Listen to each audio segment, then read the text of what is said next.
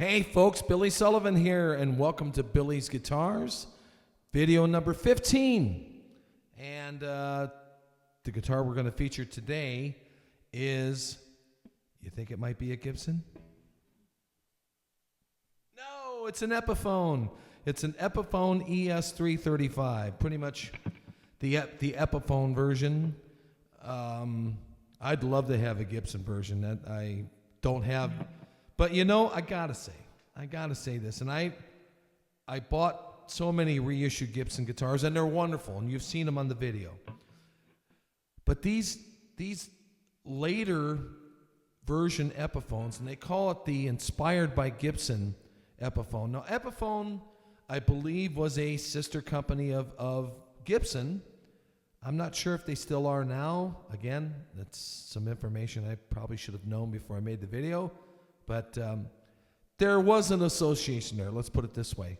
The only thing is they had to make the headstock a little different, but they kind of, these later Epiphone inspired by Gibson series guitars, they made the headstock a little bit more closer to what the Gibson would be. Because normally Epiphone headstocks are very deep, or very, very long. And this guitar is great. You know, I've never really owned a 335 up until now. I used to make jokes about this when I was a kid with Paul. Yeah, I was the youngest guy in the band. I was a teenager and hot shot. Everybody else was, you know, in their late 20s to 30s. And well, anyways, I used to joke around with Paul. He says, you know, when I play a 335, I'll be in my 50s, I'll be bald, I'll be fat, and I'll be wearing a plaid leisure suit. And, well, here I am. I'm in my 60s, a little bit of a pot belly, still got the hair, and I'm playing a 335. But anyways, all seriousness, you know, buying a Gibson guitar is an investment. And I said it before in my other videos that, you know, when you buy a brand new Gibson guitar, you're getting a real Gibson. It's just made today, you know. But sometimes it's just not in the budget. I mean, to get a brand new reissued, like a Cherry 335 like this one, I've seen them for like $3,500, 22. You know, the prices vary when I see them. It's well over, let's put it this way, it's well over 2,000, let's put it that way. And I got this one, I ordered it from Sweetwater, didn't come with a case. That's the thing, that's another thing, you'd spend money on guitars, and depending on how much you spend, depends on if you're going to get a case or not. This didn't come with it.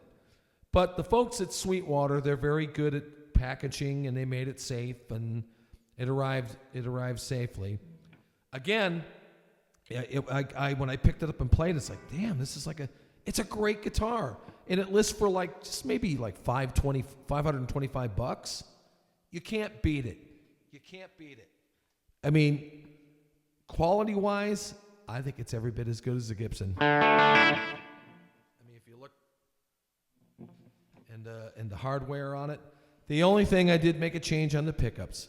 That's just me. Again, my friend Craig Carpenter, what we tried on this one, what's on here is the Seymour Duncan 59s. And they sound great. They sound great on this guitar.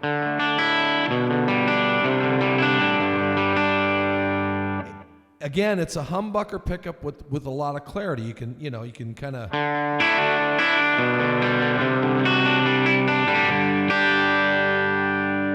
still get the... That's what I look for in a humbucker pickup. If I could still... along with the... that makes me happy. Now, you know, after I got this one, I saw on Reverb... Reverb is a... Reverb.com is a musical instruments buying place. It's like eBay, but it's all about musical gear and guitars and stuff. And I found this.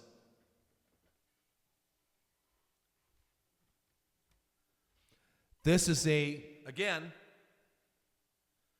this is an Epiphone 339. Now 339, like Gibson's, it's a little bit smaller. It's a smaller version of a 335. And this one already had the Seymour Duncan 59 pickups already on it. I couldn't believe it. I had to buy it. And it was like $400 and something. It was very inexpensive. And these two guitars are probably two of my best guitars that I own.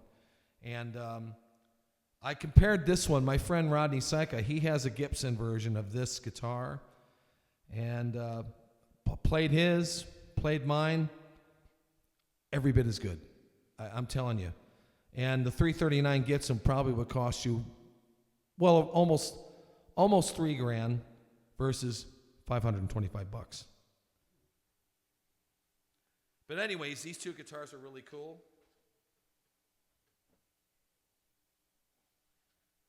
Make sure it doesn't fall. But yeah, I mean, I'd love to have a Gibson version. Someday I will have a Gibson version of this. I'd like to get, maybe the Sunburst version of an actual Gibson 335. But hey, until then, this is more than fine.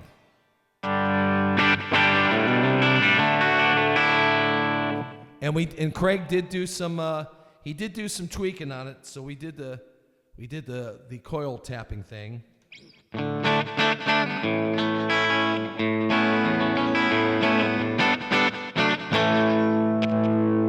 That's back to the humbucker.